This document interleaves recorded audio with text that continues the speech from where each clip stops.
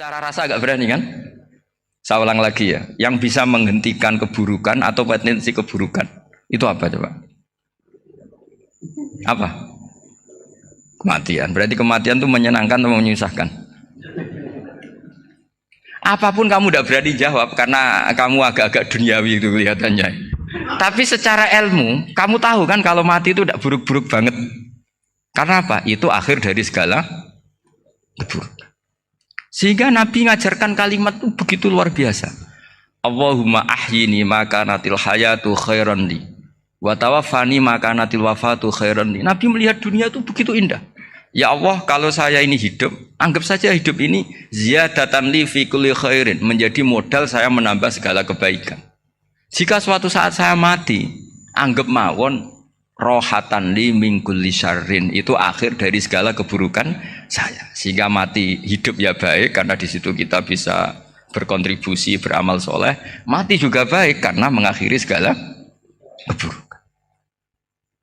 Nabi nate ngendikan lagi, ajaban li amril mu'mini inna amrahu kullahu khair. Orang mukmin itu mengagumkan, semuanya baik.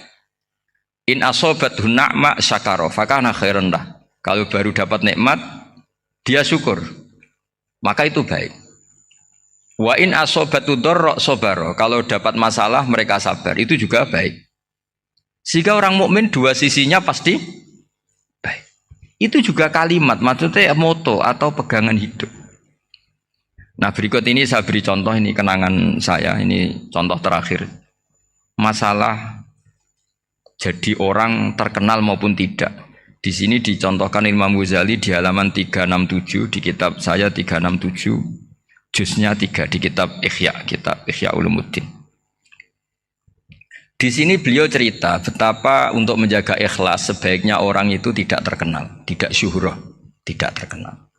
Oke, itu kita sepakat ya, karena kalau terkenal mungkin orang dipaksa publik dengan tanda kutip untuk selalu berbuat baik, tapi karena jaim lah, jaga image atau apa.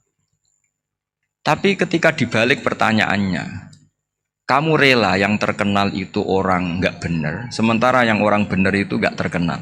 Lalu masyarakat tahunya yang tidak benar. Kalau pertanyaannya dibalik gitu, orang baik wajib terkenal enggak? Kalau pertanyaannya dibalik seperti itu. Dokter yang benar tidak terkenal, yang malpraktek terkenal. Kamu ingin kondisi seperti itu? Gak ingin kan? Kampus yang bagus gak terkenal, kampus yang bagus gak terkenal, yang gak bagus. Nah, artinya apa? Gara-gara olah kata, olah pikiran, ini logika jadi rubah.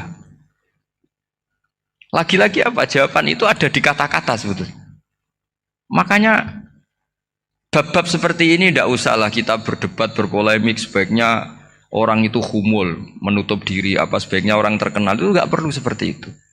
Sudah terserah Tuhan saja. Makanya saya mulai dulu ngaji sampai sekarang itu ya tidak punya punya ikon tertentu atau punya website tertentu, enggak. Sudah terserah pangeran. Sudah. Saya juga tidak sok suci materialistik atau enggak, ya tidak mikir saya. Bukan apa-apa ya, karena saya ini kiai, jadi biasa urusannya sama Allah, tidak sama makhluk. Jadi pusing kalau sama sarah-sarahnya makhluk itu pusing. Meskipun rektor kalau nasihati saya pasti tidak saya terima, itu tetap makhluk, itu sudah ada ngefek kalau saya itu sudah ada itu. Bukan karena saya sombong, ya memang makhluk betul gitu, bukan. Cuma nasibnya bejo aja, tapi makhluk tetap makhluk. Saya beri contoh ya. Ini makalah yang ditulis Imam Ghazali. Ya. I'lam aslahaka Allah anna aslal jah wa intisarus sayyid atau sayyidi wal istihar wa huwa mazmum itu. Balil mahmudu al-khumulu illa man saharahu wa ta'ala linasri dini min ghairi takallufi talabi syuhrati minhu. Jadi kalau kamu ingin ibadah kamu selamat, ya kamu jangan terkenal. Tapi resikonya adalah kalau kebaikan itu tidak terkenal, maka enggak dikenali. Kalau enggak dikenali berarti masyarakat hanya punya percontohan yang tidak baik, karena yang baik tidak terkenal. Jadi itulah ulama-ulama dulu. Jadi apa-apa itu dibanding-bandingkan. Kemudian nanti kelihatan, jawabannya itu kelihatan. Jadi ulama dulu itu biasa ngarang misalnya afatun nikah, sisi negatifnya nikah. Harus ngurmat istri, Harus macam-macam, kalau terlantar itu ya dosa. Seperti tadi Pak Marsudi cerita, kalau orang ngapalkan Quran itu takut lupa. Kalau lupa itu jadi dosa. Pertanyaannya, kalau semua orang takut lupa, takut dosa, semua orang nggak hafal Quran karena potongan-potongan lupa. Cara berpikir tidak seperti itu. Kalau berpikir ya namanya hafalan ya inginnya hafal, kan nggak ingin lupa. Lah nanti kalau takdirnya lupa karena hal-hal yang dimaklumi oleh syariat itu nggak yang termasuk dosa. Yang dosa itu lupa tak liwiri udhrin syar'iyyin, lupa yang tidak ada sebab yang apa? Syar'i. Tapi lupa bawaan EQ-nya tidak bagus. Lupa bawaan sering dibentak. Oh itu nggak masalah karena bawaannya orang tertekan itu ya lupa. Coba kamu hafal Quran, terus punya kredit jatuh tempo, pas hari itu aku yakin nggak cerdas sudah. Itu bawaannya orang tertekan itu pasti lupa. Jadi ya saya teruskan ya. Jadi terus ada makalah yang sangat bagus sekali tentang itu. Saya baca ya. Wa yadullu ala dzalika anna Allah azza wa jalla amaral anbiya'a bi idharil amali lil iktida wa khassahum bi mansibin nubuwah. Wala yajuzu ayyudhanna bihim annahum khurrimu afdhalal amalen. Jadi orang yang terlalu mendewa-dewakan khumul itu menutup diri. Oke itu baik karena dengan khumul, dengan menutup diri Anda tidak riya, Anda tidak pamer. Tapi kata Imam Ghazali, kamu juga harus ingat di antara syaratnya Nabi itu harus mengumumkan kalau beliau itu seorang Nabi. Harus memaklumatkan kalau beliau seorang Nabi supaya bisa diikuti. Caranya sholat harus diumumkan sehingga Nabi itu mengatakan harus jamaah. Karena dengan cara jamaah itu bisa shollu kama ra'aitumuni usolli. Coba kalau Nabi sholatnya nggak diperlihatkan, kamu harus sholat yang benar. Caranya gimana ya Rasulullah? Itu rahasia. Bingung nggak kira-kira? Bingung nggak? Ya misalnya amal rahasia selalu lebih baik. Terus ada pertanyaan, Nabi ngendikan kamu sholat yang benar. Caranya gimana Nabi? Ya itu rahasia. Terus gimana coba? Tapi Nabi ngendikan apa? Shollu kama ra'aitumuni usolli. Ya sudah kamu sholat, niru saya sholat. Berarti Nabi sholatnya diperlihatkan apa disembunyikan?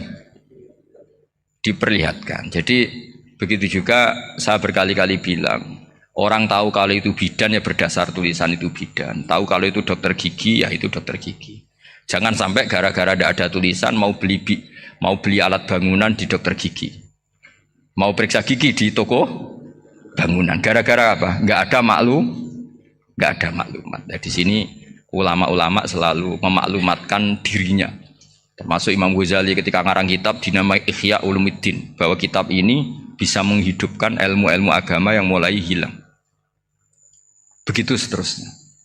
Jadi ini ngaji ya. Jadi orang itu harus ngerti ya. Jadi jangan nuruti emosi sendiri atau logika sendiri.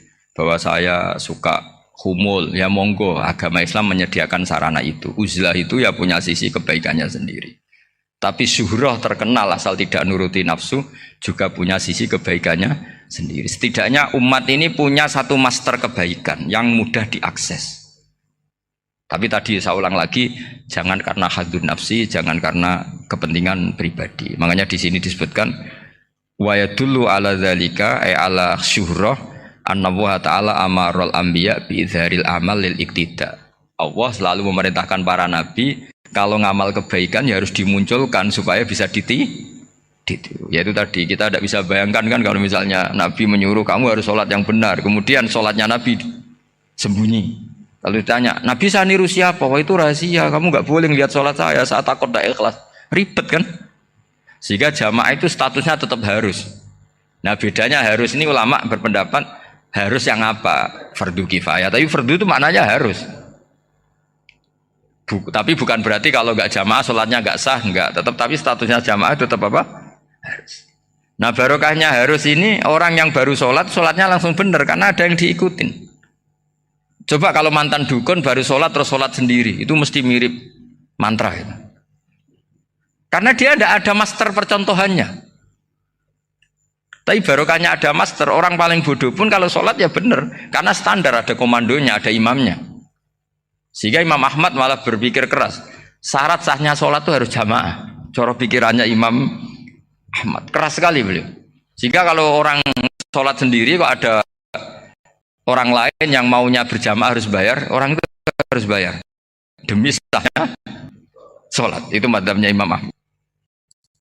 Tapi kalau madzhab Syafi'i hanya mengatakan fardu kifayah, yang kalau satu komunitas, jadi tak baca lagi biar dapat berkahnya Imam Ghazali. Asirru afdalu minal alaniyati. Terus kata sebagian ulama, al alaniyah itu afdal minas sirri. Terus diperbandingkan baik yang mana amal dipertontonkan sama ndak. Terus kata Imam Ghazali, kalau orang itu bisa jaga tidak riya, maka sebaiknya dipertontonkan karena kebaikan harus yang muncul, bukan yang tidak baik yang muncul. Makanya ketika memaklumatkan diri sebagai ingin jadi generasi khairah ummah, itu kalau diterjemah itu kan wow, khairah ummah, umat terbaik. Itu kan kayak agak angkuh. Tapi nggak apa-apa, itu nggak apa-apa. Masa kita kampanye siap degradasi moral kan ya lucu kan. Masa jualan gitu kan ya lucu. Kita memang ingin mengkhidmati ummah, berbakti dengan umat, membantu supaya jadi generasi khairah ummah. Nggak apa-apa, dimaklumatkan supaya dengan itu umat punya sarana. Oh kalau ingin jadi khairah ummah, kuliah di sini. Jangan lalu enggak gitu. Ya sama kita dokter, maklumatkan saja dokter gigi, dokter kandungan, dokter bedah. Sehingga orang kalau mau bedah ya jangan ke dokter kandungan. Jadi barokahnya maklumat ya. Jadi saya mohon sekali ini, saya sendiri sebetulnya orang yang enggak siap terkenal sebetulnya, tapi ya sudah terserah Allah saja. Kalau itu cara Allah menyebar kebaikan, ya monggo. Pokoknya kita tawakal saja sama Allah Subhanahu wa Ta'ala. Saya kira demikian. Assalamualaikum warahmatullahi wabarakatuh.